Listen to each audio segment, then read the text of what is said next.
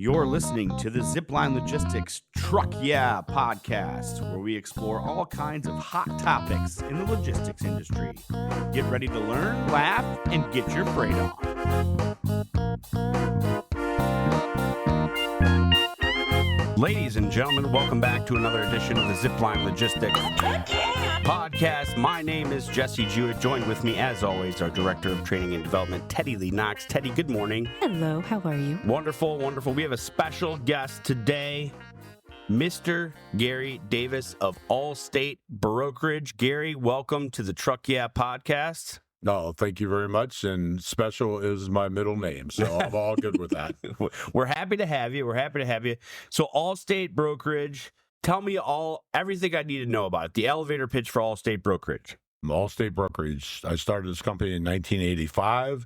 Myself in a fax machine, going from account to account, and we've evolved into a $400 million company. And it's fun. We kind of landed in candy and confections.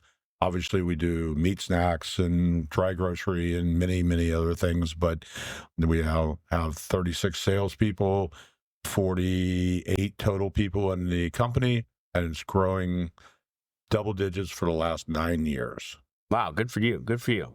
Okay, so walk me through kind of the basics. So your customers are the stores, the retail stores, or the candy companies, or the snack companies, or both? So let's start with the people that make the candy. Let's work at candy.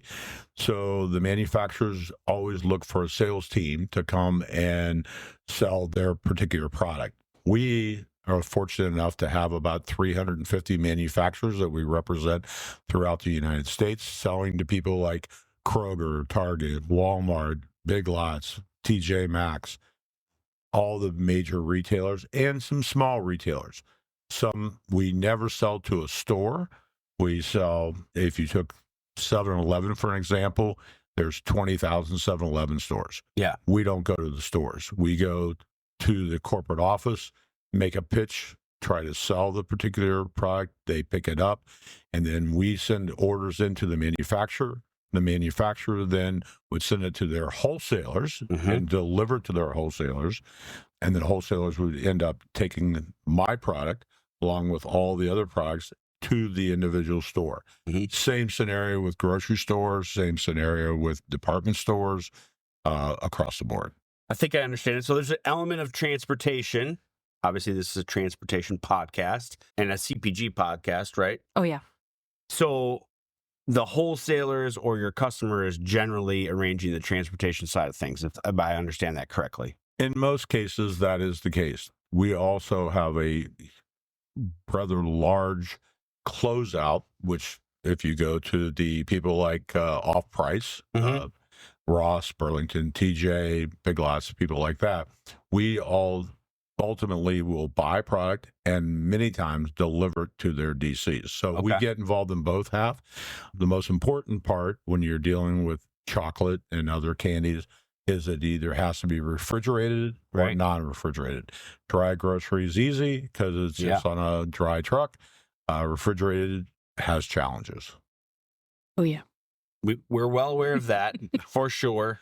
Those unique products that are maybe protect from freeze. That's always a fun wrinkle that we have, especially in Ohio, is what's that saying? Like, you want the weather to change in Ohio, just wait 5 minutes. So we see that with a lot of products that have special requirements, but then they're going into different areas of the country and those requirements change while it's in transit. So it's very complicated.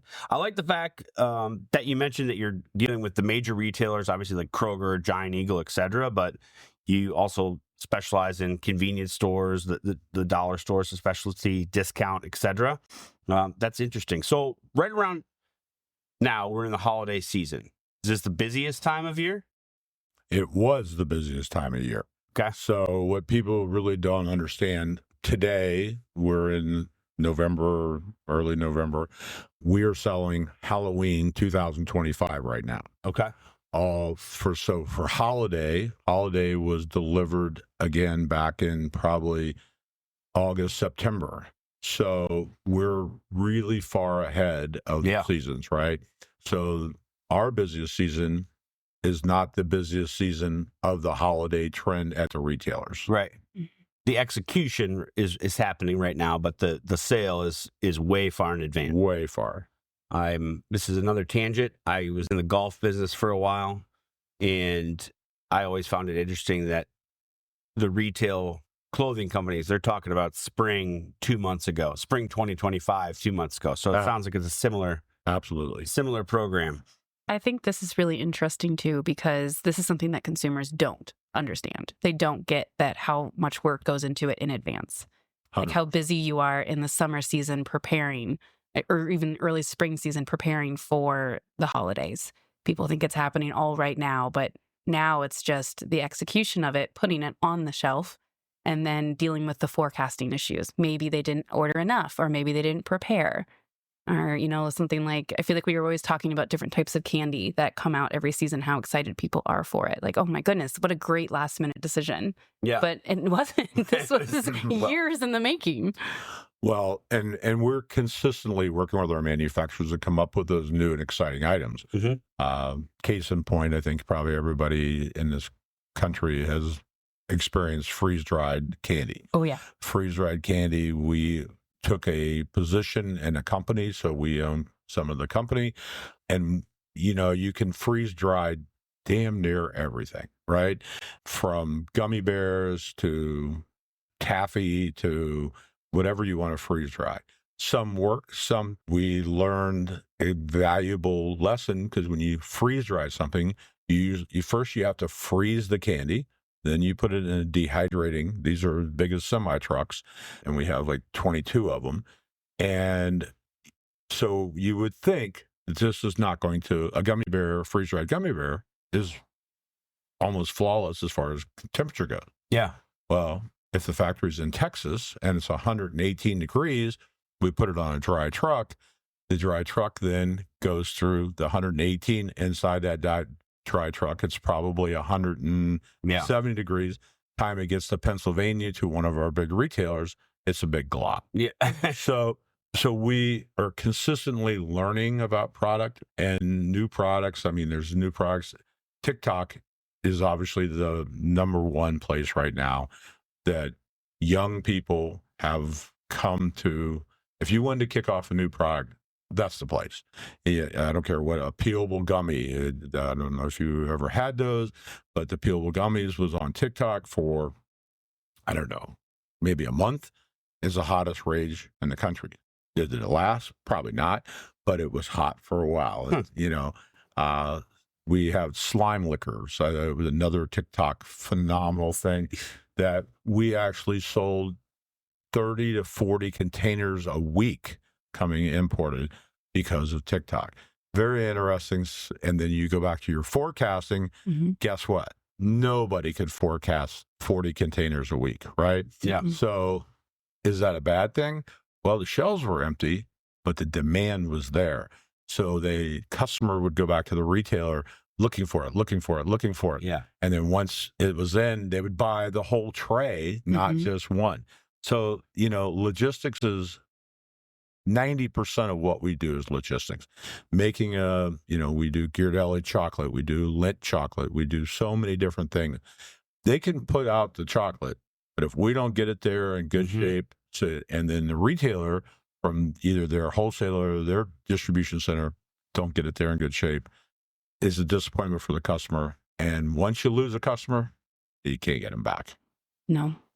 And that's something we talk about on the floor a lot. It's something that I train on a lot, is we call it involuntary sampling. And it's something that we try to protect our customers from. Because if you are not getting your product there on the shelf, if forecasting doesn't go correctly and you can't get your product there, people are going to start buying something else. And that is problematic for the vendor, for your customer, for everyone. And how do you avoid that? How do you get around that when the demand is so high, when TikTok kind of explodes something that you weren't prepared for? Well, and not only that, if the product's not on the shelf, your competitor item may be on the shelf. Yep. So they go, well, this is great. And the next thing you know, your item is kind of a forgotten item. The big guys, the Hershey and Mars, which command the confectionery business, don't normally have empty shelves because if you took a Reese cup, but how many different Reese cups are in a retailer? More, tons. Based on Halloween a few weeks ago, there's more than I could possibly imagine. There's the pumpkin, there's the mini, there was a big one. A werewolf now too. Yeah, there's different shapes. Like if you don't find the one you wanted, there is another one of the same brand right there waiting for you. And there's a thick one, a thin one, right, a chunky one, dark chocolate, white chocolate, So so it's difficult for smaller companies, to get the shelf space, number one, and that's our job. Most people don't even have an idea of what we do. Most people think that these companies just go sell Kroger, and Kroger says, oh, okay, we'll try. We're not. Well, trying to get a hold of a buyer at a big company, and you're a nobody. How many emails do we all get that you go junk, right? And we have a relationship business, and our relationship business is only good as your freight companies. Because if we tell the retailer you're going to have the product on November 20th and it doesn't show up on November 20th, it's not a reflection on the retailer as much as even the manufacturers, because the retailer comes to us and says, hey, you said it was going to be here. This is your baby. Fix it. Yeah. And I tapped it. Sorry. I get passionate about that. Yeah, absolutely. This is logistics. Passion's allowed.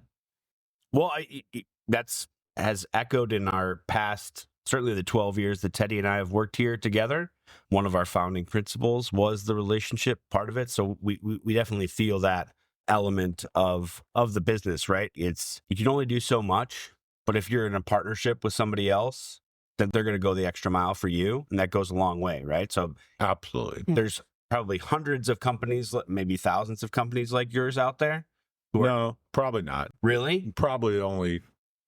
We're probably one of the best. So of course, I figured there are probably 100 companies like ours, and there's companies like ours. We're in the food, basically. There's companies in dog. There's pet, right? Electronics. So there are probably thousands, but there is only one ASB team. Well, yeah. Oh, yeah. That's for sure. I guess a good saying that we have was like, if all else is equal, if everything is equal, they're going to go with us because of the relationships that we've established. So it sounds like it's a similar 100%. If it's a tie, we win. Right. Right. And maybe even if it's not a tie and we're 1-2%, we're close. We're close enough that they go, I can depend on this guy because he has hired and employed and contracted the right people to make sure that gets there. One of the things that you mentioned about the buyers, which I think is so important, and one of the biggest challenges I see in this industry is that relationship piece and the disconnect between everything that happens when you think about logistics. Yes, the buyer asked for it on this date. The depot has no idea. They don't care. They're just receiving orders, and they don't care that the buyer wanted it last minute tomorrow. And that is one of the most important parts of communication that you have to get through to help avoid that issue of the buyer being like, you didn't deliver on time. We tried, your depot wasn't ready. You need more time, and being able to have that communication and that relationship to explain what's going on and get the buyer intervention to help, because there's too many disconnects because there's so many moving pieces that you have to be clear and you have to be communicative for all of these things to work well. 100%.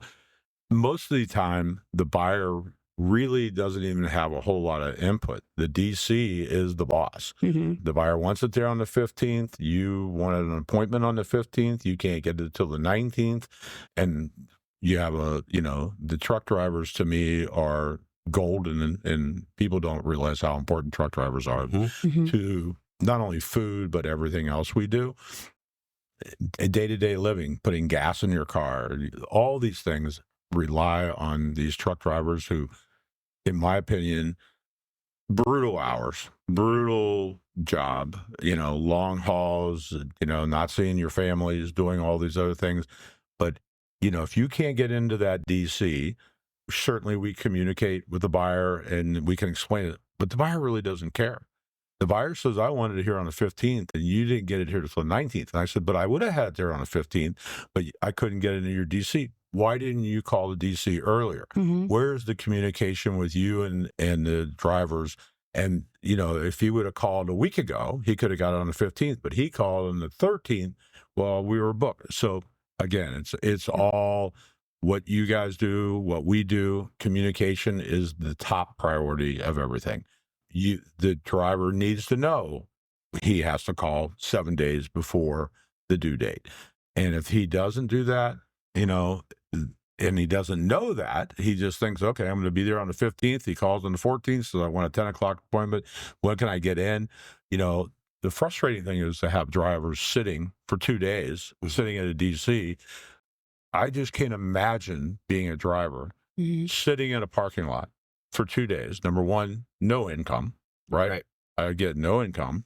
Number two, I'm bored to death.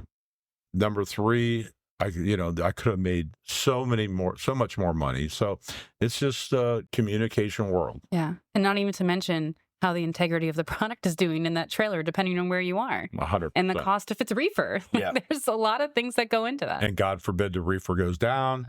You have, $100,000 worth of chocolate sitting in the back of that thing, and now you have soup. And not only did you lose the $100,000 worth of product, now you pissed the customer off, right? Because the customer's not going to get it because that $100,000 translates to $160,000 of retail sales for him. He misses his mark, making his bonus or his plan, because to get another truckload of chocolate back into that DC, you're probably looking, depending on forecasting, and you could be looking at 3 weeks before he could deliver again. Could be looking for, if it's an imported product, it could be looking for 3 months. Yeah. Yep. And the added bonus of the white noise of a claim. That. Cool. Sounds like someone's been doing this for about 3 decades plus. I've been doing it a long time. And again, our company, ASB team, because I'm on the radio, I need to plug that, right? Get it out there. As many times. It's all about the people that we have, right? It's not about the sale. It's about the closing the sale. In our business, we don't get paid until the product's delivered, the product is paid for, and then 30 days later, we get a check. And then my salespeople don't get their check until 30 days later on that. So, it's all about people. The service element that goes into this industry that is forgotten by a lot. 100%. And technology, AI, you look at all this, and we're on top of, all the greatest, most expensive things there is. They're great as tools. You still need that personal person to be able to execute it. Yeah, the human touch goes a long way. And I think it still will, right? There's, like you said, there's elements where it's going to plug in, but I mean, talking to another person about the challenges and the things that you could deliver is really important. 100%. Let's talk. We're talking about the holidays right now. I don't know, you're not going to reveal us any 2025 trends. Maybe that's proprietary information, or you don't want to. You're in the process of selling for that. Right now, what can we expect here for the holiday season? Anything in particular that stands out to you that you're excited about, other than slime? Was it slime liquors? Is that what you said? Yeah, slime liquors. Interesting story. Slime liquors was imported from China. It's a sour candy with a little ball on it. Sadly, our company did all the testing, and the slime liquors were unbelievably successful. Then there was knockoffs, right? One knockoff after another knockoff, and a little boy, one of the knockoffs, choked and died on the little ball, the roller ball. So we pulled everything off the market, came in with a new one, and it's called Slime Liquor 2, and it's almost as big as what it was before. So coming up for this year's holiday, it's interesting how trends come and trends go, right? So take a cocoa bomb. I think, they were 5 years ago, the hottest thing in the country, a chocolate thing. You throw in a glass of warm milk and wow, you have the best hot chocolate maybe that you could ever make. It kind of died out. Yeah. This year it's huge again, but not just in a ball. We have so many shapes of cocoa bomb. Nice. So we have the gingerbread one. We have the Christmas tree one. So, it's basically the same kind of product, maybe different flavors, but different shapes, different ideas. And the consumer likes different things. I'll go back to freeze dried. We're going to have freeze-dried candy corn, freeze-dried pumpkins. So, for Halloween 2025, I don't really care if I divulge it because we're already there and nobody's going to be there in time of us. Start listening up to stock up for next year. That's it. Gummies are now coming into gummy sushi, all these different gummy shapes and sizes. It looks just like sushi, but there's 3 different kinds of gummy flavors in there. Okay. And in a spring roll, right? Or whatever. My kids love those. They go crazy for the gummies in different shapes. They're like, we can eat this for dinner. Yeah. Well, might as well, right? yeah. There, as far as new goes, obviously we represent the best chocolates in the world, the Lindt chocolate at Ghirardelli. So even they have now transferred into different flavors and different shapes. It's still all about the chocolate and how great the chocolate is. Let me think. Christmas, the gingerbread houses. So gingerbread houses for years and years when you two were growing up, you had a little tube of icing and you put the icing on, hold the thing together. It never worked. You got the super glue out. It's so stressful. Getting those things ready to decorate. But now we have come up with interlocking pieces. So no more putting the icing and hope it holds. Now they lock into place. Goodness. So now it's all about the decorating of the gingerbread kits. Yeah. What else? The 12 Days of Christmas has played itself, the advent calendar out. However, now we have a premium advent calendar. So instead of giving them a piece of chocolate that's not even chocolate, it's chocolate. It now becomes a real treat, So I'm just trying to think what, we sell peeps in every different size, shapes, and, and they keep transferring into gingerbread peeps and all these different other items. And I'm seeing all these things on like Instagram and TikTok as you're saying it, like the different things you can do with peeps, like the holiday treats and how you do this. And it's so crazy how someone will get on and do something with this candy and then it blows up and everybody needs to go get peeps because they need this for the holiday party. And then you take a retailer like Michael's and Joann's and Hobby Lobby, who are great customers of ours. They now are buying more of those individual things for that to make the kits, to decorate it. And maybe at the end result, you could have bought this on the shelf for the same amount of money, and maybe you even paid more for it.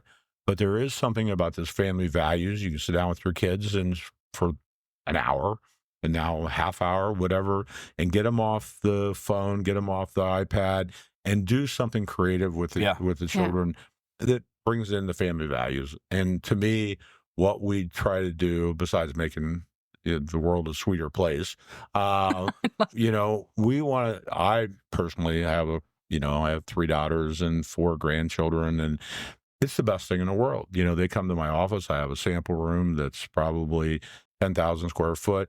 And you would think that they would go down there every day. And now after years, like the oldest one's 8, 7, and brand new one, they gravitate to something new, something exciting. They don't even care about the old stuff anymore. So it's interesting. That's very interesting. These interlocking gingerbread houses are going to change my life.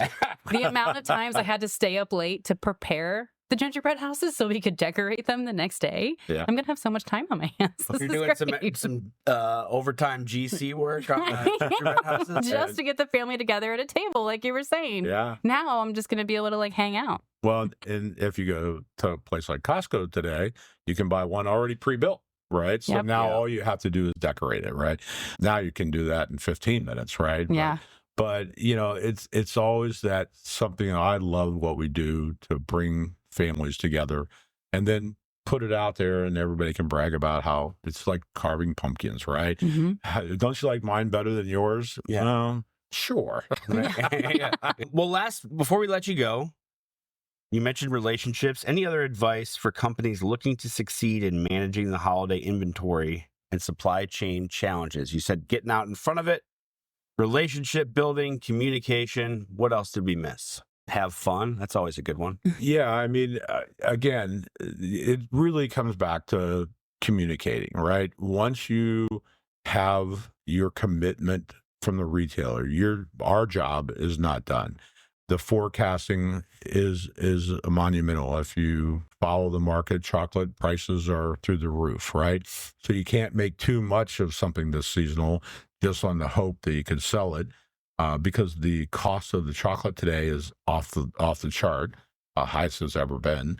So communicating with everybody, not just the customer, not just with the manufacturer, but also with the freight lines, that with you guys, to say this has to be here. So as long as you keep the communication going, again, the retailer, we can't do much as far as the retailer goes to make sure it gets on the shelf, make sure his planogram is, labor is very intensive today. Yep. So if you walk in these stores, and I walked into a Target yesterday, you would think that the Christmas is all done. It's half full. Why is that? It's because the warehouse of that particular retailer didn't get the product out, or you guys didn't get the product to him. Right. One of the two things. So again, it's, I just want to reiterate how important the logistics and the freight and the truck drivers and the drivers are to this whole country. Mm-hmm. That's a really good note to end on. Correct me if I'm wrong. Allstatefoodbrokerage.com is where folks can find your website. Or asbteam.com. I love it. That makes it easier, so you don't have to type all those damn letters. Do you have a personal TikTok handle that people can look up? No. Okay. I don't either.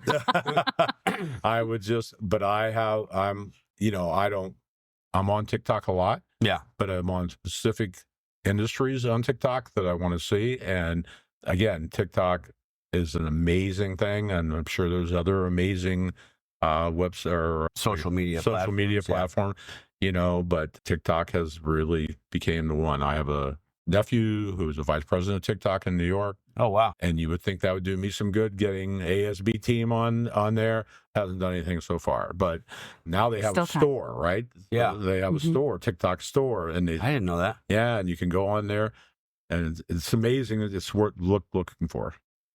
That's a whole nother episode, but do they have the trending products? Is that what they sell? What do they sell? They sell almost everything that you can buy on any of those other websites. Yeah. And I don't want to plug TikTok because, this is about you. Yeah. But they sell things for a lot less than other people do. Yeah. So. Okay. Interesting. Yeah. Wild. Well, we've talked about before, like the importance of trade shows to make sure that you're, for everyone involved, to make sure you're getting out there and kind of seeing what other products are doing and getting ideas. And TikTok is bringing that to you, which that research element is really important. You can't just stay stagnant. You have to continuously doing research and evolving. We probably attend different shows a year, probably 20 shows a year. Really? So Expo West on the West Coast is where all the new products that come in food product. Fancy food show. There's a summer, there's a winter. Next week there's a private label show. Mm-hmm. So there's convenience. Sweets and snacks. And snacks. There's NACS, which is a national convenience store. So we just sit here and you picked that up. That was good. We just went through a podcast episode about trade shows. Yeah. We listed all the ones that you listed. So we're on the right track. Yeah. But again, and I'll bring anywhere from sweets to snacks. We'll bring 26 people there, which is expensive. Vegas, I tend to go myself because I like Vegas, and Teddy's father loves Vegas, and we're friends, so it works out really well for us. But we walk those shows for 3-4 days. You see how many gummy bears is there? There's a lot. So I'm not interested in the gummy bears. What I'm interested in is, let me see the new peelable gummy bears. What the hell is that all about? Why, I will tell you one more thing that I see in this happening here, and you saw with the election, you see the Latino growth in this country. Yeah. Extremely important.